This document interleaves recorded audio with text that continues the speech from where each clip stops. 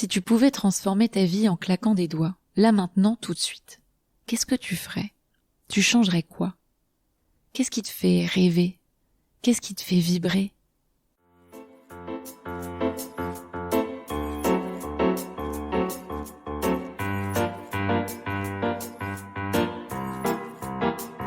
Provoque, c'est une impulsion. La mienne, peut-être la vôtre aussi.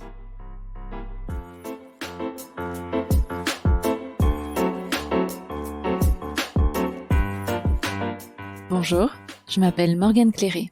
Je suis entrepreneur dans la communication. Je ne suis donc ni coach, ni psy, ni prof, ni agrégé de philosophie. Je n'ai pas non plus la science infuse, mais j'ai mon expérience de vie et surtout, j'ai le goût des autres. Aujourd'hui, j'ai besoin de comprendre et d'évoluer grâce à ceux qui ont trouvé les clés pour être épanouis et j'ai envie de vous en faire profiter.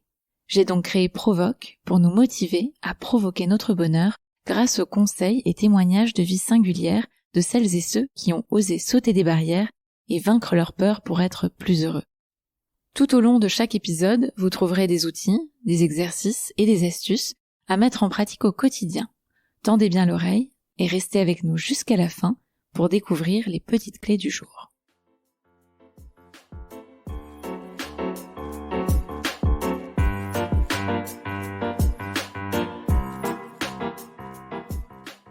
Elle a ce don d'écouter son intuition, d'exprimer ses ressentis et surtout de respecter ce qu'elle est fondamentalement. Si vous ne connaissez pas son nom, vous connaissez forcément son travail.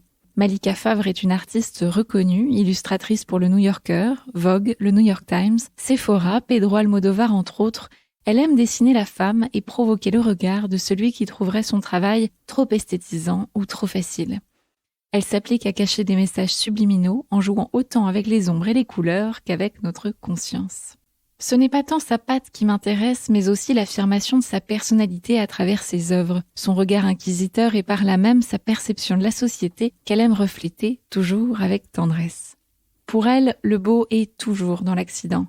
Alors aujourd'hui, à travers son histoire, elle nous apprend à aimer et sublimer nos défauts, à identifier nos talents et provoque tout en douceur notre moi profond qui ne demande qu'à éclore. Je suis ravie qu'elle ait accepté mon invitation dans Provoque et je la remercie à nouveau parce que je suis certaine que cet épisode va faire bouger vos lignes. Je vous laisse donc découvrir l'histoire de Malika. Bonne écoute.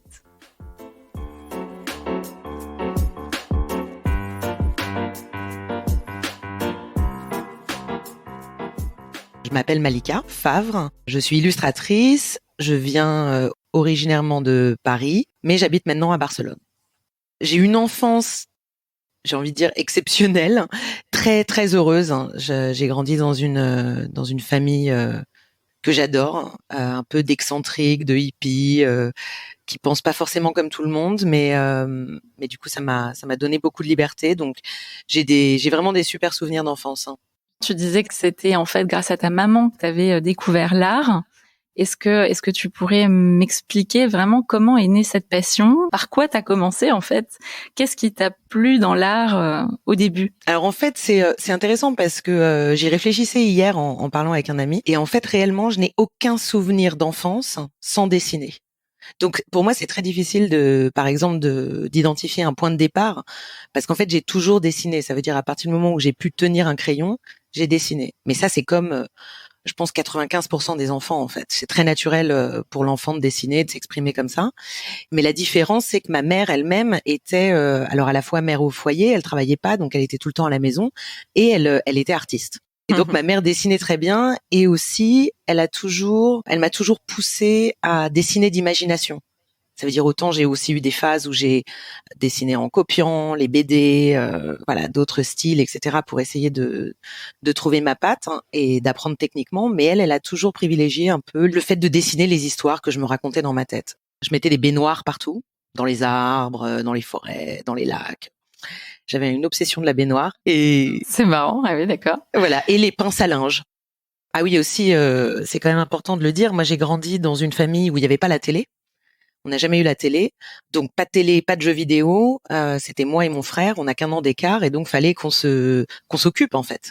Donc j'imagine que moi ça a été par le dessin, mon frère ça a été par les Lego ou d'autres choses, Puis ma mère qui du coup était à la maison dessinait beaucoup avec moi. Et je pense qu'elle a identifié très jeune en fait une vraie envie, un vrai peut-être un talent, mais même si je dessinais comme une enfant, mais en tout cas c'est quelque chose elle a toujours poussé, hein, et moi j'ai toujours adoré. Et en fait là, ce qui est intéressant, c'est que tous les enfants dessinent, mais que la plupart des enfants s'arrêtent de dessiner quand ils apprennent à lire et à écrire. Dire à partir du moment où ils vont à l'école, donc en CP, c'est là où la plupart des enfants s'arrêtent de dessiner. Mais finalement, si tu t'arrêtes jamais de dessiner, tu ne peux que bien dessiner. Tu vois, quand tu arrives vers l'adolescence. Et donc moi, ça a été le cas en fait. J'ai absolument jamais arrêté de dessiner. Et alors justement, quand tu étais enfant, comment tu t'imaginais plus tard? Tu t'imaginais déjà illustratrice ou tu pensais faire d'autres choses? Ah non, moi j'imaginais rien en fait. De la même manière qu'un autre enfant pourrait faire de la musique ou du sport, etc. Moi j'ai grandi avec le dessin et comme ça a toujours fait partie de moi, j'ai mis très longtemps à le valoriser en fait. Pour moi c'était quelque chose qui était, voilà, qui faisait partie de moi et qui était un hobby. Mais jamais j'ai mis très très longtemps à me dire que ça pourrait devenir un métier. Pour moi c'était pas le but. Mais d'une certaine façon, ça m'a peut-être aidé parce que je dessinais sans objectif, il y avait pas de pression, je voulais pas arriver à un endroit en fait, c'est quelque chose de très naturel. J'étais pas dans l'auto-jugement, etc. C'était vraiment c'est quelque chose d'organique qui s'est développé au cours des années. Et petit à petit, en fait, j'ai commencé à mieux et mieux dessiner, à développer d'autres choses. Mais il y avait rien de prévu dans le parcours en fait. La première chose que j'ai voulu faire, c'était des sciences. Mais en fait, je sais même pas si c'est tant que je voulais faire des sciences que j'étais bonne en sciences, et quand t'étais bonne en sciences à l'école, bah c'était un peu une évidence. Dire c'était un peu la voie royale, on va dire, à l'école. Je suis partie en maths sup à Paris, à Saint-Louis, et quand je suis arrivée en maths sup, bah je me suis retrouvée avec 40 heures de maths et physique, et il y avait plus rien de littéraire. C'était juste trop pour moi, et j'avais pas du tout l'impression d'être à ma place, quoi. Et donc c'est à ce moment-là que je me suis dit non, je peux pas continuer. Et c'est à ce moment-là que tu as décidé de t'orienter plutôt vers l'art, justement. Oui, bah en fait, je me suis retrouvée face à un peu une crise existentielle à 18 ans, du coup, en me disant mais qu'est-ce que je vais faire de ma vie? Parce qu'en fait, j'avais mis toutes mes billes dans les sciences. J'avais tout fait, j'avais même eu un prix de la vocation féminine. Enfin, j'étais vraiment à fond, quoi. Une des raisons pour lesquelles je voulais devenir soit ingénieur, soit faire de la recherche, etc., c'était que j'avais l'impression que c'était un métier, tu vois, solide, avec un boulot à la fin des études, etc. Et comme on a grandi, les années 90, c'était la peur du chômage, un peu le désenchantement, surtout avec après la génération de mes parents, qui était plutôt années 70. Donc voilà, moi, il y avait un truc où peut-être un peu en opposition avec mes parents, j'étais dans un objectif, faut que j'ai un vrai travail, faut que je gagne de l'argent, plus d'argent qu'eux. Et là, je me disais, bon, bah, qu'est-ce que j'aime d'autre que les sciences? Bon, bah, j'aime la littérature, j'adorais la philosophie, pas d'argent, pas de travail. Et puis l'autre chose que j'aimais, que j'avais jamais considéré en fait comme une carrière potentielle, c'était l'art. Mais j'avais jamais fait même d'art plastique en fait. Mais je me suis dit, bon, c'est peut-être la seule autre chose que j'ai continué à travailler toutes ces années, et je sais dessiner. Et du coup, à ce moment-là, je me suis dit, bon, bah, je vais partir en art, mais pas en beaux-arts, puisque là non plus, pas de travail, pas d'argent. Je me suis dit, je vais partir en art appliqué et je vais faire de la pub. Et donc, j'ai passé à ce moment-là le concours d'Olivier de Serres à Paris. Et je l'ai eu ric-rac. Ah oui. Comme quoi? Qu'est-ce que ça t'apporte, l'art? En fait, ça fait tellement partie de moi. Je pense que pour moi, dessiner, c'est vraiment, c'est ma manière d'exprimer beaucoup de choses, en fait. Ça veut dire mes frustrations, même si c'est pas quelque chose qui ressort dans le dessin final, dans le processus du dessin. Moi, je rentre vraiment dans un truc, presque une transe, en fait. Il y a je sais pas comment on peut appeler ça, une forme d'hyper concentration quand je dessine. Et j'ai pas du tout un dessin qui me relaxe. C'est-à-dire, ça me détend pas du tout de dessiner, mais c'est comme si ça réglait quelques trucs, quoi. En fait, c'est un exutoire, et je pense que même si j'avais pas fait une carrière dans le dessin, c'est probablement quelque chose que je ferais toujours, en fait. J'aurais toujours besoin de ça, comme quelqu'un d'autre a besoin de faire de la musique ou de faire du sport. Pour moi, c'est vraiment une partie centrale de qui je suis. Comment tu as réalisé que tu allais vraiment en faire ton métier, en fait? Parce que donc t'as fait le Olivier de Serres. Est-ce que tu savais déjà en passant, en faisant cette école, que tu allais vraiment pouvoir en vivre, en faire ton métier, et puis surtout, finalement derrière, créer tes illustrations, travailler à ton compte, en fait, travailler pour toi-même, devenir artiste et pas seulement graphic designer ou travailler pour les autres dans la pub? Moi, je suis vraiment allée tu sais, pas à pas. Mais de toute façon, c'est un peu une manière de. En général, je fais pas des plans sur 5 ans, sur 10 ans, parce que c'est le meilleur moyen d'être déçu, je trouve. Donc c'est plutôt quelque chose d'organique en fait. Je me donne des objectifs assez proches, et puis après on voit en fait. Je fais confiance un peu à la suite des événements. Et donc quand je suis partie à Olivier de Serres, je voulais faire de la pub, donc je suis partie en design graphique. Et quand j'ai fini Olivier de Serres, je me sentais donc à ce moment-là, je devais avoir 22, 23 ans. Je me sentais pas du tout prête à travailler. J'avais appris en fait finalement, c'était vraiment génial tout ce qu'on avait appris conceptuellement, tu vois, comment trouver une idée, comment répondre à un brief, faire passer un message, etc. Mais j'avais l'impression d'avoir, tu sais, aucun outil technique, et puis de pas être prête, quoi. Mais à ce moment-là, j'étais toujours un peu branchée sur la pub. Et encore une fois, pour moi, le dessin, c'était quelque chose que je faisais, mais par exemple, qui a été beaucoup critiqué quand je suis arrivée à Olivier de Serres. Parce que la manière dont je dessinais, je dessinais clairement bien par rapport aux autres étudiants, mais par contre, j'avais aucune formation justement d'art plastique. Donc j'avais aucune idée de comment former un concept, et en plus j'avais des influences très tu sais, très BD en fait, et en école d'art c'est pas du tout bien vu, quoi. Donc j'avais je veux dire, la moitié des profs qui m'adoraient, l'autre moitié qui pouvaient pas me blairer, quoi, et qui trouvaient que ce que je faisais c'était nul et que j'avais les mauvaises références. J'ai toujours eu un dessin très esthétisant, ce qui est toujours le cas en fait. Ça veut dire des lignes très pures, un côté, j'ai une tendance un peu à embellir le trait, et voilà, je suis pas sur quelque chose de, tu sais, de torturé, non, c'est très contrôlé, etc. Et non, moi, mes profs, c'est pas leur truc, quoi. Donc c'est vrai que ça m'a aussi aidé, tu vois, à grandir. Je me suis pris beaucoup de claques. Ça m'a aussi poussé à pas me reposer sur mes lauriers et sur un dessin qui était presque automatique, en fait, à ce moment-là, et essayer justement de donner un peu de sens à ce que je dessinais et de pas seulement faire des jolies choses. Donc finalement, ça a été un mal pour un bien, mais clairement, le message qu'on m'envoyait à l'école, c'était pas que j'allais être illustratrice. Ça, non. Et d'ailleurs, j'étais plus forte. En fait, je suis devenue plus forte au cours de ces 3 années en concept pub, presque qu'en dessin. Donc à ce moment-là, le dessin, il est un peu, je l'utilisais pour faire des refs, mais je le développais pas, on va dire stylistiquement. Ça, c'est quelque chose qui est arrivé beaucoup plus tard. Et donc à ce moment-là, je me disais, je voulais travailler dans la pub en binôme ou dans le design graphique peut-être. Et aussi parce que, tu vois, tout les logos, la typo, je trouvais ça fascinant, mais il faut quand même l'avouer, j'étais quand même assez nulle. Et en fait, ça revient toujours à ce truc où on a tendance à regarder les talents qu'on a un peu comme des acquis et à les dévaloriser, ou en tout cas à les ignorer, et souvent à fantasmer un peu sur quelque chose qui nous paraît plus inconnu, excitant, et qui est pas forcément là où on a du talent. Donc moi, à l'époque, c'est un peu ce que j'avais fait avec ça. Donc je suis devenue mauvaise designer graphique, on va dire. Mais non, mais j'étais vraiment pas très bonne, faut quand même le dire. Mais ce qui m'a toujours sauvée, ça a quand même été le dessin, et je pense que malgré tout, j'avais quand même un instinct. Et donc quand je suis partie à la fin de mes études, je suis partie en Angleterre, et c'est là-bas en fait que j'ai découvert que il y avait des studios qui faisaient un peu les deux. Ça veut dire qu'ils faisaient de l'illustration et du design graphique et de l'animation, et pour moi, ça a été vraiment une aubaine, parce que je suis rentrée dans un de ces studios-là qui s'appelait Airside. Et en fait, je pense que je suis rentrée grâce à cette espèce de double casquette que j'avais, en fait, de savoir à la fois dessiner et en même temps d'avoir des bases de design graphique.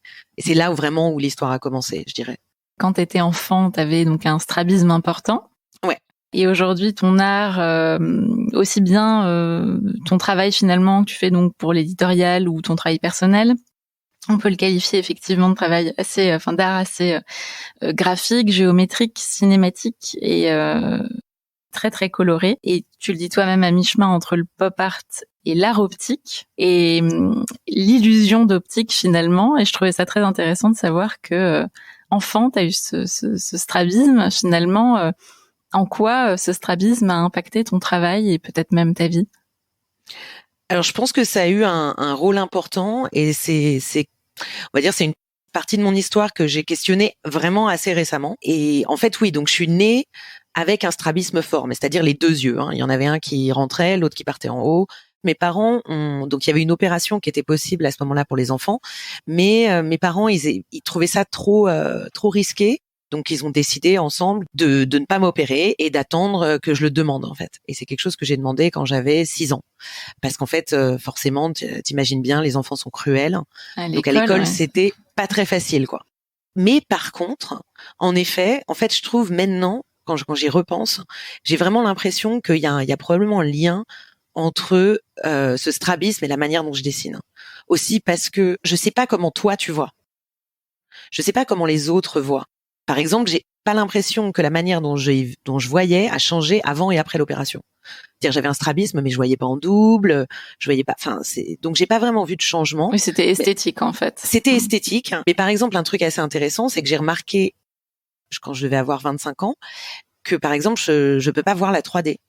En fait, moi, ça me fait mal au crâne et je vois les choses un peu floues. Donc c'est comme si mes yeux, parce que ça a été, on va dire, ça a été rétabli à 90% le strabisme, mais j'ai toujours un œil qui part. Et en plus, il part beaucoup quand je dessine, quand je me concentre. J'ai l'œil gauche qui part un peu en haut. Et d'une certaine façon, maintenant, je me dis, ça a peut-être un rapport avec la manière dont je construis mes images.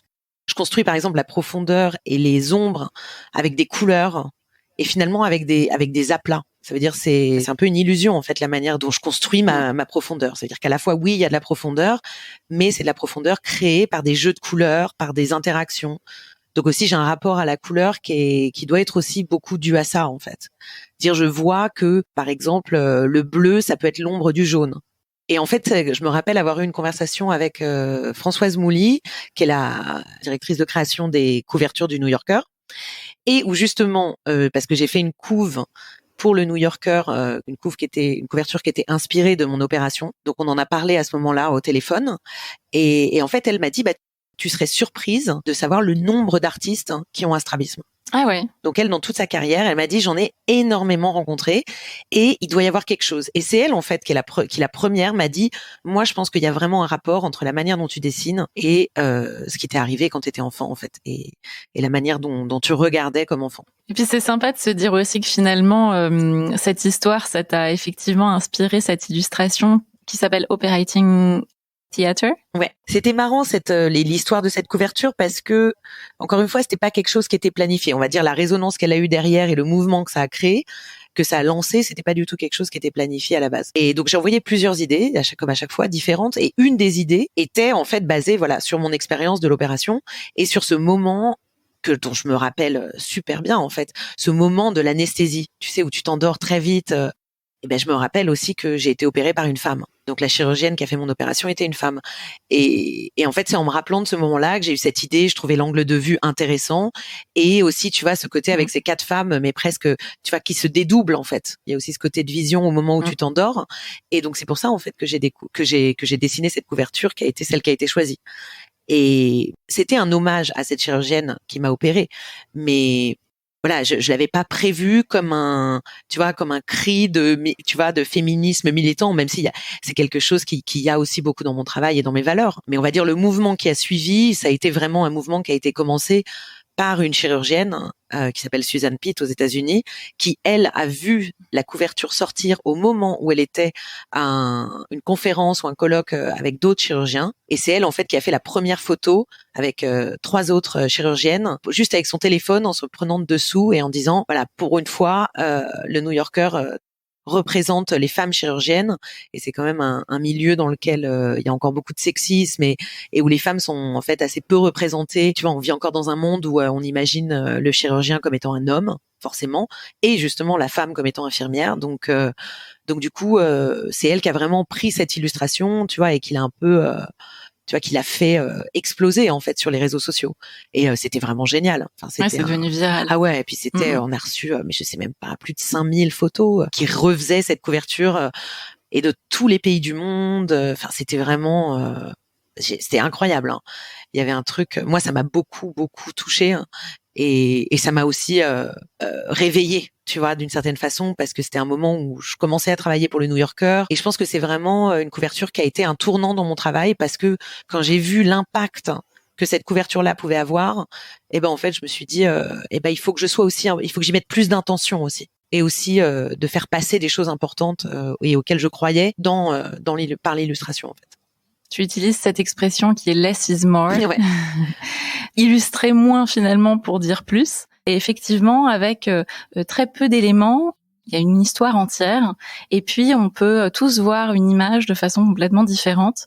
Comment tu réussis, selon toi, à ajouter en fait une dimension politique, comme tu disais, à ou en tout cas à faire passer certaines valeurs à travers tes illustrations? Alors déjà, il y a toujours le le choix conscient de ce que tu vas dessiner. En fait, il y a toujours 10 000 manières de faire passer un message, etc. Mais après, c'est à toi de choisir quel est le plus efficace, quel est le plus impactant, etc. Après, au niveau de, on va dire stylistiquement, moi, je pense que ça vient aussi du design graphique, hein, et du fait que moi, j'aime les choses.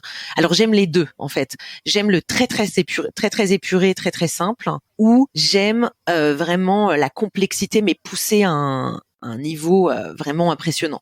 En fait, j'ai jamais aimé l'entre-deux, en général, dans rien. Donc parfois, il y a quelque chose de très radical dans la simplicité. Et aussi, ce que j'aime dans la simplicité, c'est que tu peux pas te cacher derrière quelque chose. En fait, il y a rien, tout est pur, tout est là, tout est devant toi. Et donc, du coup, c'est tellement simple qu'il faut le faire vraiment bien. Et à la fois, il y a aussi un côté où j'aime bien provoquer un peu cette réaction, tu vois, où les gens disent ah mais ça je peux le faire en 2 minutes.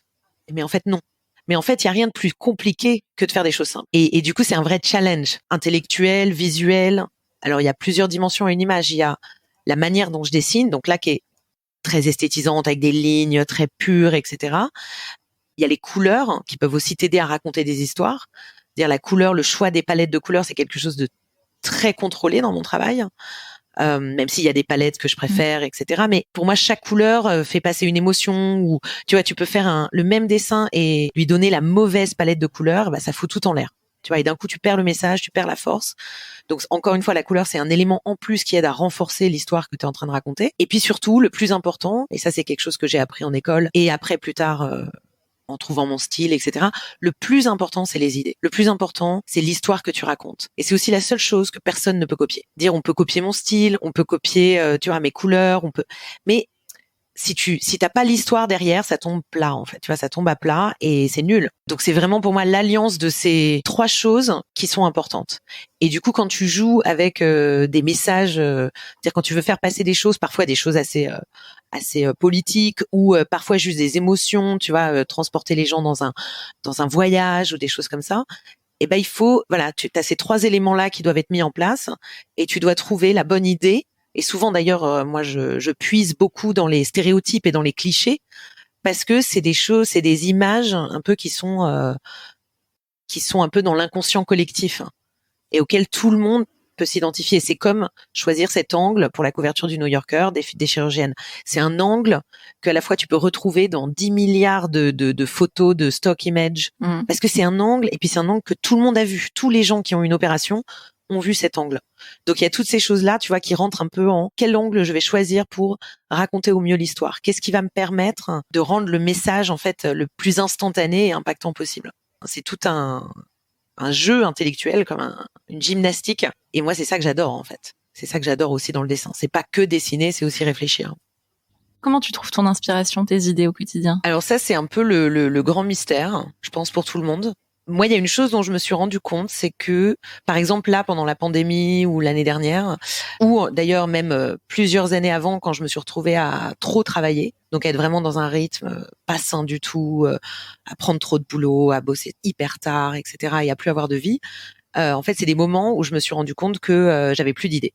Et pareil pour la pandémie, tu vois, où justement tu te dis, ah, t'as tout le temps du monde, bah en fait il y a rien qui vient. Et tu vois, j'avais l'impression que il y avait plus d'eau dans le puits, quoi. Et en fait, Mais parce qu'il se passe plus rien. En fait, parce qu'il se passe plus rien, et aussi parce que moi, mon inspiration, je pense que c'est quelque chose que je puise vraiment de manière presque instinctive et inconsciente dans les situations de tous les jours. Ça veut dire dans la vie que je mène. Et c'est aussi à l'époque, quand je travaillais trop, c'est là que j'ai complètement changé de manière de travailler après ça, parce que je me suis rendu compte que en fait, le fait de voyager, de voir mes amis, de voir ma famille, de faire des barbecues, je sais pas, de jouer aux cartes, d'aller dans des expos, de voir des films. En fait, c'était toutes ces petites choses que je faisais instinctivement et tu vois, qui me plaisaient. C'était tout ça en fait que je digérais et qui revenait d'une manière pas forcément directe en fait, qui alimentait, qui mettait de l'eau dans le puits en permanence. Pour moi, être créatif, c'est une gymnastique. Donc plus tu es entraîné à avoir des idées, plus tu vas avoir d'idées. Après, il y a avoir des idées, on peut toujours trouver une idée qui va marcher. Ça, c'est pas un problème. Mais après, ce qui est beaucoup plus rare, c'est l'idée magique. Tu vois, l'idée vraiment, c'est le moment de Eureka, j'ai trouvé un truc incroyable. Et ça, c'est quelque chose qui arrive très rarement. Et c'est pas grave, c'est comme ça. C'est aussi pour ça que c'est magique. Et autant je pouvais avoir des idées assez mécaniques de choses qui pouvaient marcher et voilà, qui allaient faire des illustrations, ok, dans ces moments-là où je travaillais trop ou pendant le confinement. Mais par contre, les idées, vraiment, les moments magiques, c'était fini pour moi, quoi.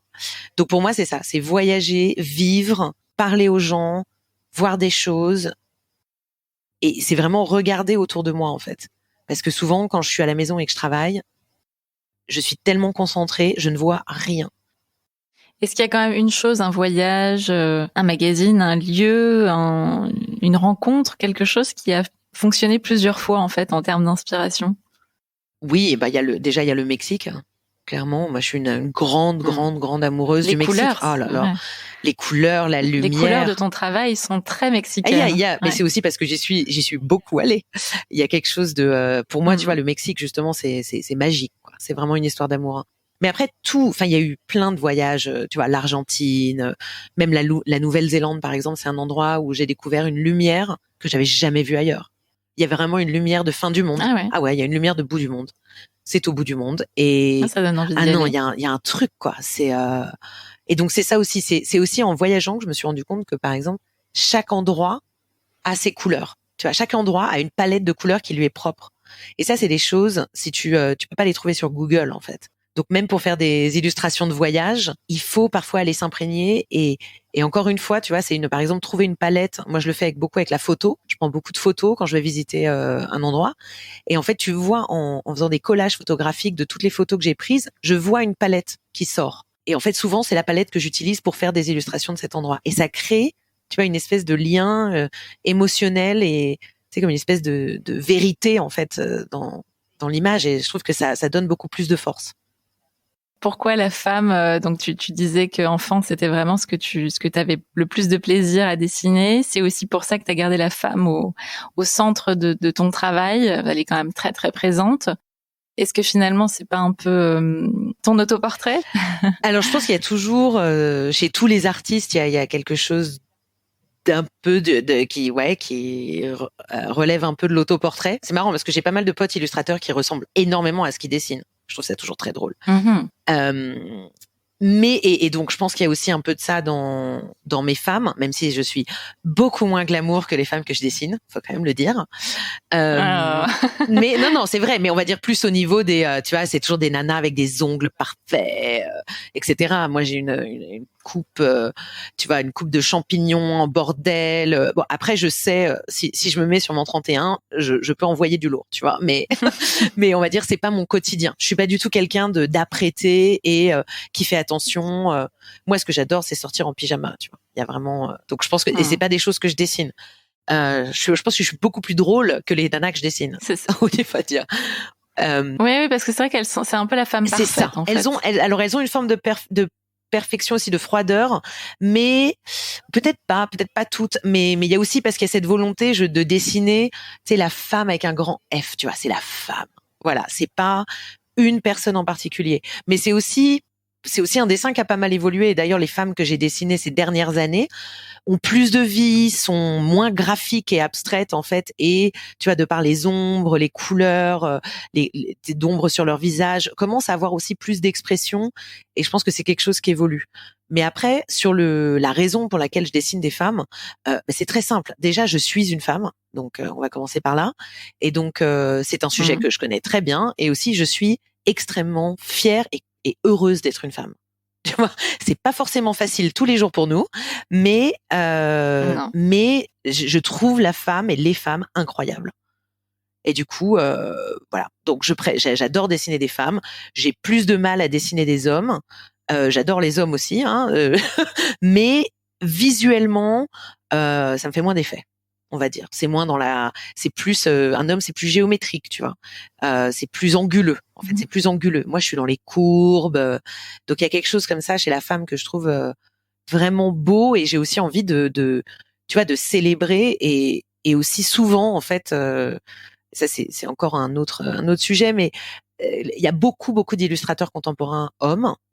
De toute façon, tu le vois sur les couvertures du New Yorker, tu le vois sur le monde en général de l'illustration et du design, beaucoup de designers hommes, Et beaucoup d'hommes qui dessinent des femmes, bien sûr, et c'est très bien, mais finalement, il y en a de plus en plus, heureusement, mais je trouve que c'est important aussi d'avoir un regard de femme, tu vois, dessiné par les femmes, quoi. Il y a vraiment, voilà, pour moi, c'est différent, en fait. C'est des regards différents. Il y en a pas un qui est pas bien, bien, etc. Mais on regarde pas les choses de la même manière et c'est important de l'exprimer. Et pour l'instant, j'ai pas encore eu, tu vois, ce grand moment d'inspiration ou d'épiphanie où j'ai eu envie de dessiner des hommes tout le temps, tu vois. Je crois que, ouais, ça m'est pas encore arrivé. Peut-être que ça m'arrivera.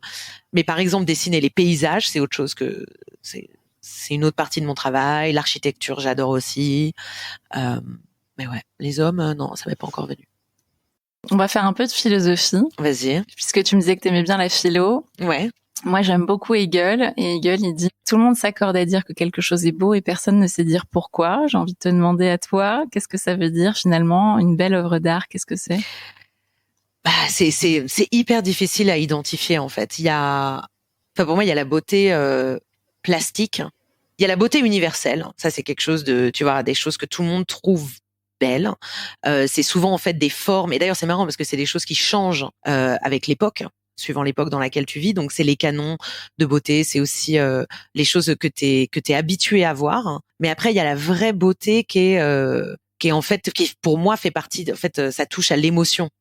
Ça veut dire tu regardes quelque chose, que ce soit, tu vois, un film, un tableau, une personne, que tu lises une phrase, et il y a quelque chose de parfait. Tu vois, il y a quelque chose qui est parfait, mais qui est parfait pour toi. En fait, pour moi, c'est quelque chose de très subjectif, la beauté. C'est chacun voit la beauté dans des choses, dans des gens, dans des traits, et je trouve ça fascinant. Rien que le fait qu'on ait, tu vois, qu'on ait tous des goûts différents, ne serait-ce que même, tu vois, physiquement, il y a des choses qui nous touchent et on sait pas pourquoi. En fait, et tu sauras pas pourquoi. Pour moi, ça fait partie aussi de la magie et c'est ça qui est absolument qui est fascinant pour moi dans l'art. Et après, c'est vrai que la beauté purement esthétique, moi, je l'utilise aussi beaucoup comme une manière de happer, tu vois, le regard, d'attirer le regard. C'est une manière en fait parce que c'est facile, parce que les gens sont très sensibles à ça. Et donc, tu peux facilement amener la personne tu vois, à regarder et après, tu fais passer un autre message qui t'amène ailleurs. Il y a des trucs, justement, des trucs vraiment, vraiment comme des tours de magie. Est-ce qu'il y a des trucs dans l'illustration, des choses qui font que tu peux capter le regard de quelqu'un, en tout cas, toi, dans ton travail? Il y a des tricks, il y a des règles aussi et qui sont des règles bien connues, mais par exemple, le nombre d'or, ça peut paraître complètement bête, etc., mais ça marche. La réalité, c'est que ça marche. Parce que ça te donne vraiment un équilibre, une espèce de cohérence, je sais pas, ça crée quelque chose, tu vois. Et de la même manière, par exemple, en dessinant un visage, moi, une des choses que j'ai très vite compris, c'est que un visage n'est jamais symétrique. Et la beauté, en fait, elle est dans l'accident. Elle est toujours dans l'accident. Ça veut dire même quand je fais des motifs géométriques, par exemple des rayures ou des choses comme ça, si tu regardes vraiment de près, c'est jamais parfait. En fait, il y a toujours un décalage volontaire, qui peuvent être aussi des décalages de perspective. Tu vois, mais ça me fait beaucoup rire quand les gens me disent ah oui, mais le point de fuite, il est pas parfait. Hein. Et en fait, vous avez rien compris. En fait, la beauté de l'illustration, c'est que tu peux tricher. Et en fait, en trichant, tu crées une émotion. En fait, tu crées une différence et puis tu sais pas en fait ça tient vraiment à peu de choses, mais par exemple des choses aussi simples que de ne jamais faire un visage symétrique, c'est vraiment quelque chose que les illustrateurs peuvent garder en fait comme parce que c'est hyper important, parce que c'est hyper bizarre de faire un visage symétrique. Si tu regardes un visage parfaitement symétrique, il y a un truc qui va pas, tu sais pas comment mettre le doigt dessus, mais il y a un truc qui va pas. Mais c'est chouette d'entendre ça parce que dans cette génération selfie où on veut que tout soit parfait, finalement, ça marche pas. On dit que quand c'est parfait, ça marche pas. Je trouve ça sympa de pouvoir l'entendre. Oui. Parce que même dans l'illustration, ça fonctionne pas. Donc en vrai, ça peut pas fonctionner non plus. Bah ouais. Mais c'est ça en fait. Ça crée une individualité. C'est vrai que c'est avoir cette originalité, cette différence, cet atout finalement, parce qu'on va pas avoir les mêmes qualités que les autres et c'est justement comme ça qu'on va pouvoir se démarquer. Oui, c'est ça, de trouver en fait ce qui fait qu'on est chacun unique et de travailler là-dessus en fait et de vraiment de pas aspirer à une perfection qui n'existe pas, qui est impossible, et aussi d'être honnête avec soi-même. Comment tu fais toi pour À chaque fois que tu dois livrer, alors soit pour un travail personnel, soit pour un travail éditorial, ou tu fais une collaboration, comment tu fais pour savoir que ça y est, c'est la bonne illustration, que t'es arrivé au bon, quelque chose qui te semble finalisé réellement. Comment tu fais pour avoir la sensation que ça y est, c'est ça, c'est prêt, c'est bon à envoyer, et comment tu fais surtout pour avoir confiance en toi à ce moment-là, pour te dire allez, j'appuie sur envoyer, c'est bon là, je sais que c'est le. Je sais pas, c'est très difficile à expliquer, je pense, ce moment-là. Je pense que ça, c'est une question de personnalité et de nature aussi. Moi, je sais que ma technique, par exemple, pour avancer, parce qu'il y a toujours 10 000 manières de faire une courbe, un angle, un trait. Enfin, en fait, c'est endless, tu vois. Ça n'a vraiment aucune limite, en fait. C'est infini. Tu peux faire je ne sais combien de versions du même dessin et tu peux toujours le faire mieux, etc. Moi, je prends des décisions. Je suis quelqu'un qui prend des décisions. J'aime bien prendre des décisions et après ne pas regarder en arrière. En fait, ce que je fais dans le dessin, c'est que je prends en permanence des micro-décisions, sans jamais prendre de grosses décisions. Et je pense que c'est aussi ce que j'ai fait dans ma vie, en fait. Tu vois, j'ai fait des petits sauts de puce tout au long de ma vie qui m'ont amené finalement assez loin. Mais c'est ce que je fais aussi quand je dessine. C'est-à-dire, je décide que cette mèche de cheveux, cet œil, il est fini. Tu vois, c'est fini. Et donc, je passe au nez. Ouais, tu reviens pas dessus. Ouais, je reviens jamais dessus. Et parfois, je reviens dessus. Parfois, je reviens dessus à la toute fin. Mais en fait, sur les 150 décisions que j'ai prises pour affiner un dessin, je vais peut-être revenir sur 5 décisions. À un moment, quand j'ai plus de décisions sur lesquelles revenir, c'est fini. Et voilà. Et après, il y a aussi les deadlines qui parfois te forcent à envoyer, etc. Mais il y a rien qui me frustre le plus que d'envoyer quelque chose qui n'est pas fini. Et ça m'est arrivé, hein. Et ça m'arrivera toujours. Et il y a aussi cette autre partie qui est, et une fois que c'est rendu, pourquoi tu y retouches pas après, tu vois? Ça, c'est un autre truc. Par exemple, quand là, j'ai sorti le livre du Kama Sutra, j'ai repris exactement les mêmes illustrations, puisque c'était un travail que j'avais fait en 2013. J'ai repris exactement, je n'ai pas touché une courbe du Kama Sutra que j'avais fait en 2013. Et aussi parce que c'est la boîte de Pandore, quoi. Si tu ouvres ça, c'est jamais fini. Et il faut les laisser. Et finalement, même quand je regarde aujourd'hui des vieux dessins et que je les trouve mal dessinés, et que les mains, elles sont absolument horribles, qu'il y a plein de trucs que je ferais différemment aujourd'hui, je les regarde comme avec de la tendresse, en fait. J'ai pas envie de les changer, tu vois. J'aime bien qu'ils soient un peu moches. Puis c'était moi à ce moment-là, et puis ça me montre aussi que j'ai évolué, que maintenant je dessine mieux. Et puis en fait, de regarder dans le passé ou d'être tout le temps en train de changer tout ce qu'on fait, en fait c'est comme ça qu'on n'avance pas. Ça crée aussi des personnalités qui sont paralysées. Et en même temps, c'est très très facile de dire ça quand de base j'avais une nature comme ça. J'avais une nature très à aller de l'avant, etc. Et je sais que j'ai des copains pour qui c'est beaucoup plus difficile. Mais c'est à la fois quand t'arrives à enfin prendre des décisions et plus regarder en arrière, c'est libérateur en fait. Il y a vraiment un truc, je pense que ça te simplifie la vie. Et puis c'est ça aussi de pas être dans le jugement tout le temps, de pas attendre trop de soi-même, tu vois, aussi faut être bon avec soi-même. Tu disais justement dans un article, le doute, je trouve ça bien, ça t'empêche de te reposer sur tes acquis et de devenir un gros con. Oui. C'est vrai que j'ai dit ça. C'est vrai, mais ça on l'a tous. Ça c'est la remise en question perpétuelle et aussi arriver à contrôler son propre ego. Et ça, c'est compliqué quand t'es artiste. Parce qu'à la fois, t'as besoin de ton ego pour avancer, t'as besoin de ton ego pour créer, et t'as aussi besoin de te faire confiance et un peu, tu vois, parfois de dire, tu sais quoi, je m'en fous des autres, c'est moi qui décide. Mais à la fois, de pas devenir un gros con ou une grosse conne. C'est un équilibre c'est un équilibre à trouver. Mais je pense et puis c'est surtout de jamais être dans un extrême, en fait. C'est ça qui est le plus difficile. Dans tout, le plus difficile, c'est d'être au milieu. Ça veut dire d'avoir confiance en toi, mais de pas te la péter. Tu vois, d'être capable de beaucoup travailler, mais tu vois, de pas non plus gâcher toute l'autre partie de ta vie. Enfin, il y a tout de donner, mais en même temps, tu vois, de donner beaucoup, mais en même temps de pas devenir un pigeon. Enfin, il y a tout est un peu. C'est compliqué, mais ça, c'est la remise en question perpétuelle. Et je pense qu'il y a toujours le doute. On a tous le syndrome. Alors ça, c'est un truc. Je pense que je ne connais pas une personne qui n'a pas le syndrome de l'imposteur. On l'a tous, moi y compris. Ça veut dire où parfois je me dis, mais vraiment, genre demain, tout le monde va se rendre compte que en fait, ce que je fais, c'est nul. C'est un truc, on l'a tous à un moment ou à un autre. Et c'est comme des pensées qui viennent. Il faut méditer, quoi. Il y a des moments, toi, où justement tu envoies ton illustration et tu te dis non, en fait, ça, le lendemain ou la nuit, tu cogites et tu te remets quand même en question, tu doutes justement de toi-même, t'es pas sûr.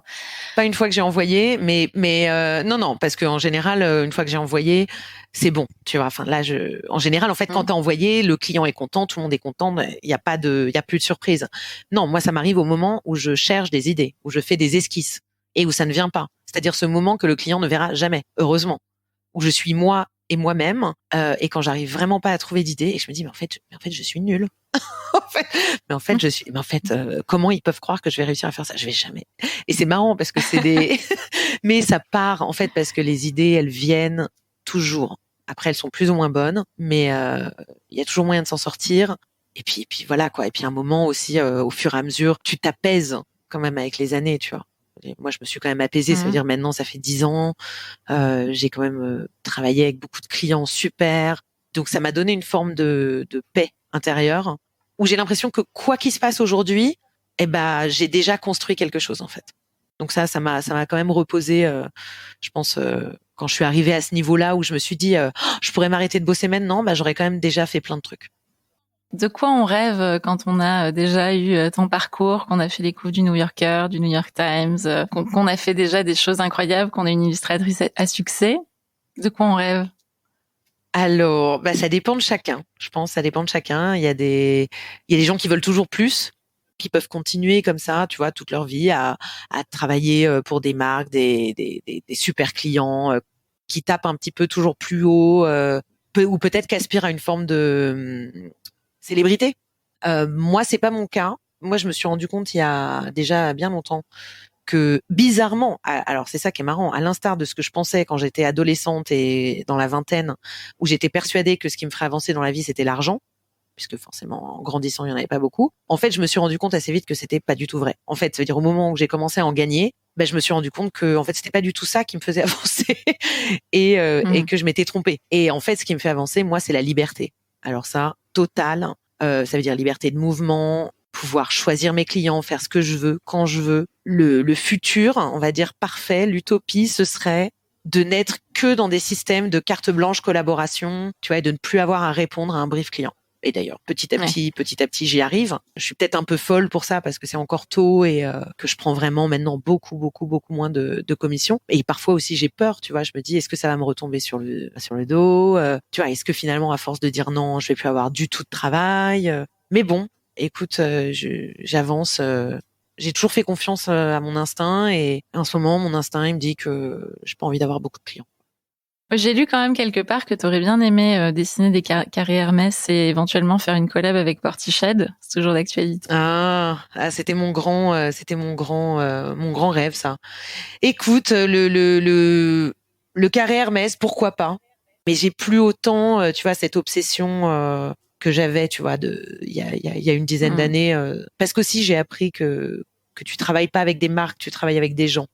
Donc en fait, fantasmer les projets, en fait, ça sert pas à grand chose parce que parce que parfois t'as des surprises et puis voilà, c'est quelque chose aussi qui m'est arrivé avec certaines marques. Après, c'est des beaux projets. Maintenant, je te dirais, le carré Hermès, j'adorais bien sûr, mais par exemple faire l'affiche du Festival de Cannes ou il y a quand même un truc où j'aimerais faire un projet en France parce que je pense que j'ai eu plus de succès de toute façon et plus de reconnaissance à l'étranger. J'en ai quand même en France, mais tu vas faire un beau projet comme ça et revenir à la maison à travers un projet, ce serait cool. Mais le problème souvent, c'est comme avec les couvertures de livres, encore plus, c'est que les impératifs marketing sont vraiment à vomir, quoi. Ça veut dire la prise de décision. Souvent, quand tu vois de très belles affiches de films, c'est des films en fait un peu ovni. A posteriori, c'est souvent des petits films où les choses ont été faites, tu vois, justement simplement sans avoir de gros impératifs marketing. Moi, le peu de projets d'affiches de films ou que j'ai fait, ou en tout cas que j'ai commencé, la frustration a été bien trop grande. Et d'ailleurs, ils sont jamais arrivés au bout parce que les compromis en fait étaient beaucoup trop grands, quoi. Ça servait plus à rien. Donc encore une fois, tu vois, c'est des choses qu'on fantasme. Faire une affiche de film, faire un carré Hermès. Mais après, il y a aussi la réalité de comment se passent ces choses-là. Et moi, je sais que pour le coup, je je peux être à la fois très flexible si je suis en face de la bonne personne, et à la fois je peux aussi être complètement intransigeante. Pour moi, tu vois, par exemple, travailler avec un con, c'est très dur. C'est très, très dur. Et donc, si j'ai le moindre doute, en général, je dis non au projet. Tu vois, il y a un truc où je préfère dire non, et puis c'est pas grave, ce sera de ma faute. Tu vois, enfin, ce sera tant pis pour moi si jamais c'était pas le cas. Mais dès que je sens qu'il y a un truc qui est off ou qui va pas, ou ça va pas coller, j'arrête. Qui va venir polluer ta liberté, en fait. Ah ouais, mais c'est ça, en fait. C'est ça, en fait. Et c'est aussi parce que c'est un boulot que je prends très personnellement, et j'ai jamais, par exemple, réussi à faire la différence entre faire des boulots semi bons mais pas trop pour les clients, et après mettre toute l'énergie dans les boulots personnels. Je suis incapable de dessiner un truc que je trouve moche ou qui me plaît pas ou qui ne fonctionne pas. Je souffre. Je l'ai fait parce que tu le fais toujours dans une carrière d'illustrateur, mais maintenant c'est quelque chose que j'évite vraiment au max, quoi. Et je suis prête, d'ailleurs, ça m'est arrivé plusieurs fois, à lâcher un projet en cours et à leur dire, tu sais quoi, on s'arrête là, vous me payez pas, et c'est fini. Et ça, je pense que les gens ça les surprend parce que c'est pas normal. Tu vois, je préfère renoncer à un budget que de me retrouver dans une situation où je vais pas endormir la nuit, quoi. Et c'est peut-être exagéré, hein. C'est peut-être complètement exagéré, et ça fait peut-être de moi une diva sur certains points, mais en fait, je m'en fous. Tu vois, mais t'as bien raison. Parce que le marketing prend tellement de place déjà dans notre vie. Les gens deviennent aussi et veulent devenir des concepts de marketing avec les réseaux sociaux. Enfin, c'est mon avis personnel. Ah non, et puis là, pour moi, il y a quelque chose, on est de toute façon dans le politiquement correct, mais il y a un truc, c'est de pire en pire. Et moi, là, de plus en plus, je reçois des briefs, mais c'est vraiment, j'ai envie de les mettre sur Twitter, parce que il faut dessiner des gender neutral people, tu vois, il faut dessiner des visages qui ne soient ni un homme, ni une femme, ni un noir, ni un blanc, ni moche, ni laid, ni petit, ni grand. Voilà. Et ça devient, ça devient insupportable. Ça veut dire l'absence. Moi, c'est un truc qui me fait péter un plomb aussi. C'est quand les gens, enfin, il faut le dire, n'ont pas de couilles. Ça veut dire l'absence de prise de risque. Pour moi, pour faire quelque chose de bien, il faut prendre un risque. Et pourtant, parfois, c'est pas des risques, tu vois, il y a pas beaucoup de risques à prendre, mais en fait, cette mentalité de prendre zéro risque pour ne froisser absolument personne, en fait, il y a que rien de bon ne peut sortir de comportements comme ça, en fait. On peut pas plaire à tout le monde. Je pense qu'on a tous, voilà, il y a des gens qui aiment bien ce qu'on fait, il y a des gens qui aiment pas ce qu'on fait. En fait, les peu de fois où j'ai voulu défendre, tu vois, des critiques ou des gens qui critiquaient, où j'ai voulu défendre mon travail, des choses comme ça, en fait, ça n'a fait qu'empirer les choses. Parce que tu leur donnes de l'importance. Bah oui, en fait, parce que t'alimentes le feu, en fait. Et en fait, il y a aussi ce truc où les gens, quand ils sont derrière un téléphone ou derrière l'anonymat, etc., bah, ça peut être n'importe quoi, en fait. Il y a vraiment, parfois, il y a beaucoup de rage, et encore, j'ai de la chance parce que moi, je fais pas un travail, tu vois, qui dérange beaucoup, quoi. Comment tu fais, toi, justement, pour être blindé, pour ne pas t'effondrer aussi devant des critiques qui peuvent, pour certains artistes aussi, ou de futurs artistes d'ailleurs, des jeunes qui ont envie de croire en eux et qui finalement sont un peu cassés par des personnes extérieures qui peut-être même n'y connaissent rien à l'art d'ailleurs. Comment tu fais, toi, c'est quoi ton conseil? Mon conseil, c'est de pas prendre les choses personnellement, en fait. Pour moi, la critique, c'est hyper important, mais ce qui est très important, c'est la critique qui vient de gens qui ont de bonnes intentions. Souvent, d'ailleurs, ça, au début, tu vois, ça peut être tes profs, tes amis, de parler des choses, ouvrir le dialogue, voilà, et aussi d'être capable de changer, de pas être complètement campé sur ses positions. Après, le social media, si 90% des gens se mettent à critiquer quelque chose, il doit y avoir un fond de vérité, tu vois, parce que sinon, tout le monde s'énerverait pas. Mais il faut en fait être aussi réaliste par rapport au ratio de gens. Si 1% des gens critiquent un travail et que 99% des gens le trouvent génial, forcément, les 99 ont raison. Et après, c'est aussi toi savoir quelles sont les intentions que tu as. C'est important de se remettre en question et c'est important de questionner les choses qu'on décide, mais il faut aussi faire confiance à sa propre intelligence émotionnelle. Tu vois, donc moi, je pars du principe que n'étant ni raciste, ni misogyne, ni homophobe, etc., je suis incapable de faire un dessin qui est ça. C'est pas possible. Donc voilà, c'est dessiner aussi des choses honnêtes et qui sont alignées avec tes valeurs, en fait. Quelles valeurs aimes-tu transmettre majoritairement? Déjà, il y a un côté quand même très féministe dans ce que je fais, donc pour moi, c'est ça aussi, c'est célébrer la femme comme tu vois, comme une vraie force, en fait. Pour moi, ça, c'est quelque chose de très important. Après, dans les valeurs que j'essaye de faire passer, il y a beaucoup qui sont des valeurs très basiques, tu vois, de respect, de tolérance, d'ouverture d'esprit, en fait, d'intelligence. Et après, Tu vois, si j'ai besoin de faire un dessin, si j'ai envie de faire un dessin anti-Trump, je vais faire un dessin anti-Trump. Tu vois, c'est aussi d'avoir la force de ses convictions un peu. Ça veut pas dire ne faire que des choses qui sont dans la révolte, parce que ça aussi tu peux aussi te mettre dans une niche dans laquelle tu veux pas être. Tu vois, moi il y a un truc où j'ai jamais voulu être l'illustratrice qui faisait que des dessins érotiques ou que des dessins féministes ou que tu vois des choses comme ça. Non, parce que j'ai pas envie qu'on m'enferme là-dedans. Et d'ailleurs, c'est quand tu commences à être avoir l'étiquette d'illustratrice féministe, tu commences à avoir des gens qui te contactent, des marques et qui veulent utiliser ça. C'est logique, qui veulent utiliser ton image pour se dédouaner de certains comportements ou structures, etc. C'est pas grave, c'est comme ça que le monde est fait. Ça veut dire que le message est passé. C'est très bien. Je pense que pour moi, vraiment, le meilleur travail, c'est un travail personnel.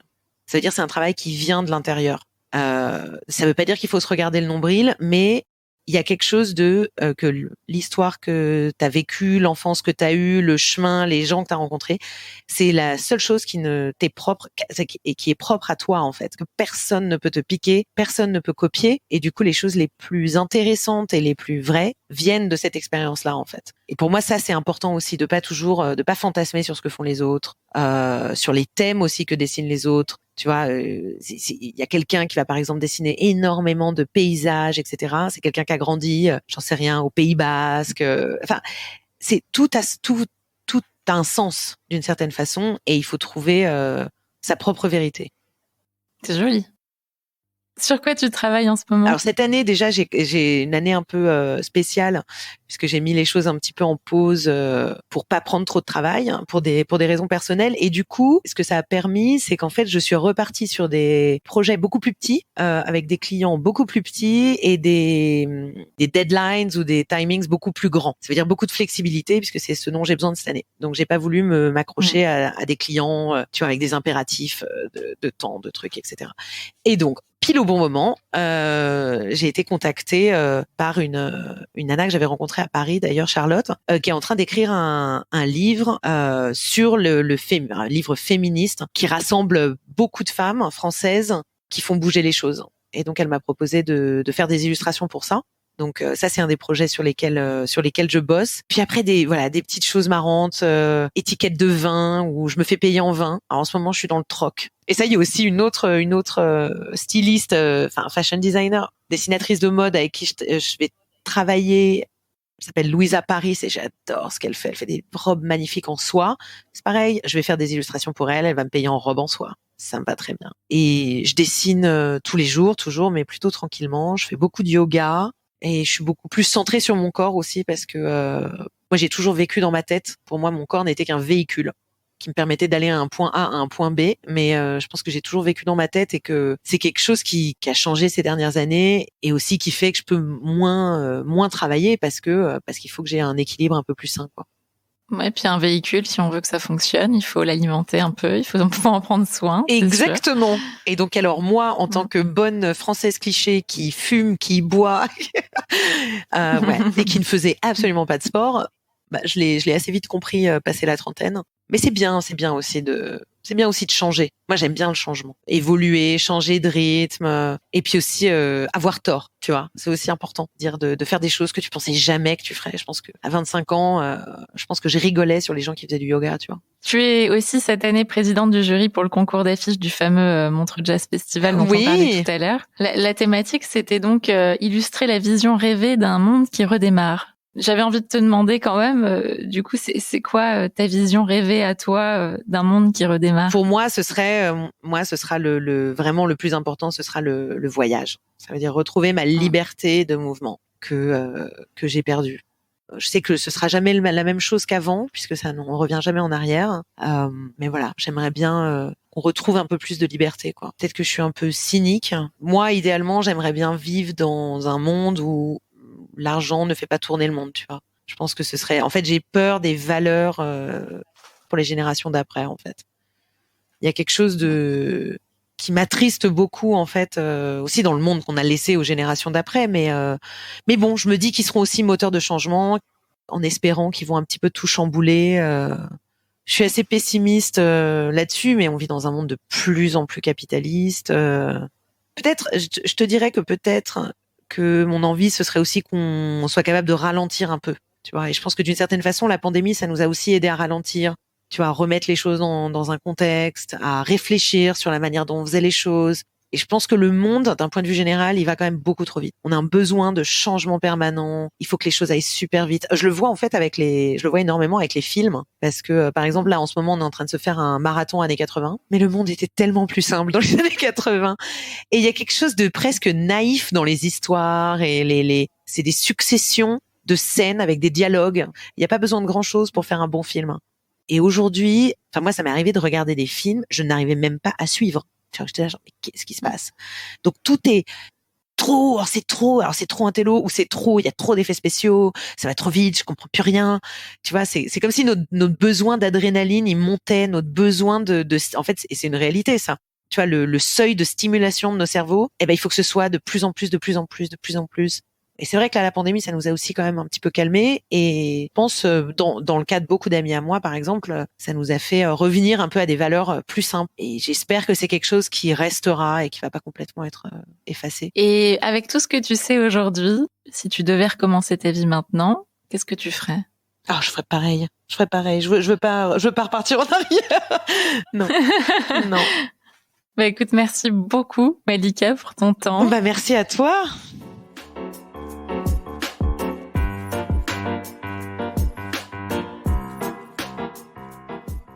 Avoir tort, faire des choses que nous nous pensions incapables de faire un jour, respecter notre nature profonde et travailler notre singularité fait partie de notre évolution et de notre épanouissement. Lors de cette conversation, j'ai récolté pour vous plusieurs petites clés que je vous invite à mettre en pratique ces prochains jours. 1. On est toujours tenté de choisir l'option la plus gratifiante à court terme que la récompense à long terme. Sortir de sa zone de confort peut être fort désagréable. On aime continuer à faire les mêmes gestes, les mêmes habitudes, fréquenter les mêmes personnes qui nous rassurent. Pourtant, comme Malika, être confronté à des personnes qui ne sont pas d'accord avec notre point de vue, notre travail, nos valeurs, nous élève, nous fait grandir. Ce sont des moments assez désagréables sur le coup et qui pourtant nous feront du bien sur le long terme. 2. On a tendance à regarder les talents qu'on a comme des acquis et à les dévaloriser ou à les ignorer et souvent à fantasmer sur quelque chose qui nous paraît plus inconnu. Cette phrase est tellement juste. Parfois, on cherche midi à 14h alors que la réponse est juste sous notre nez. Alors quels sont nos talents? Qu'est-ce que je sais faire que les autres ne maîtrisent pas? 3. Être actif pour trouver des idées, de l'inspiration. L'expérience nous permet d'engranger des souvenirs que nous intégrons psychologiquement, mais pas que. Tous nos sens ont besoin de capter de nouvelles informations au quotidien pour être en ébullition. Au bout d'un moment, les idées fusionnent, s'accrochent, et notre esprit et notre corps digèrent ce que nous avons vécu. Nous agissons alors par expérience, les choses deviennent de plus en plus simples. Maintenant que la vie reprend doucement, sortez, rencontrez, découvrez, goûtez, testez, mais ne restez pas sans rien faire. 4. La beauté, elle est toujours dans l'accident, dans le fait que ce soit imparfait. À méditer. 5. Prendre des micro-décisions et ne jamais revenir en arrière pour pouvoir avancer. Car en regardant sans cesse le passé et en modifiant en permanence ce que l'on fait, on fait du surplace. Notre personnalité reste paralysée. Il s'agit donc de décider et surtout de ne pas regarder en arrière pour se sentir libéré. 6. Personne ne pourra copier ce que nous sommes comme on ne pourra jamais devenir cette personne qui nous fait rêver. Avoir conscience que ce qui nous rend unique, c'est notre histoire personnelle. Personne ne pourra jamais nous la voler. Il s'agit donc d'apprendre à polir notre personnalité pour la faire briller comme un diamant brut qui n'attend qu'à être dévoilé. Et pour finir, voici un exercice à faire dans la semaine. Réfléchissez à ce qui vous semble être différent dans votre histoire, personnalité, physique ou sensibilité. Quelle est votre singularité? Qu'est-ce que vous êtes que les autres ne sont pas? Qu'est-ce que vous faites que les autres ne savent pas faire? Malika dessinait, pourtant elle n'avait pas imaginé en faire son métier. En ce qui me concerne, j'ai déménagé 50 fois et aujourd'hui, j'ai décidé de valoriser cette différence en créant un podcast autour du changement. Et vous, comment allez-vous mettre en valeur vos différences? Et pour être sûr de ne pas oublier toutes ces astuces, contactez-moi sur Instagram, @provoque-podcast ou par email provoquepodcast@gmail.com afin de recevoir la newsletter. J'espère que les petites clés récoltées aujourd'hui vous aideront à prendre l'élan nécessaire pour aller là où vous avez envie d'aller, pour devenir ce que vous voulez être au plus profond de vous, pour être tout simplement plus heureux. Si vous avez aimé cet épisode, partagez-le partout où cela vous est possible et parlez-en autour de vous. Sachez que c'est grâce à vos actions que je pourrai continuer l'aventure Provoque. Alors pensez aussi à ajouter un chouette commentaire et à m'envoyer vos 5 bonnes étoiles sur Apple Podcast. Et si vous voulez en savoir plus, je vous invite à découvrir le premier épisode de Provoque qui vous explique qui je suis et ce pourquoi j'ai créé ce podcast. Merci à tous et rendez-vous dans le prochain épisode. À la semaine prochaine.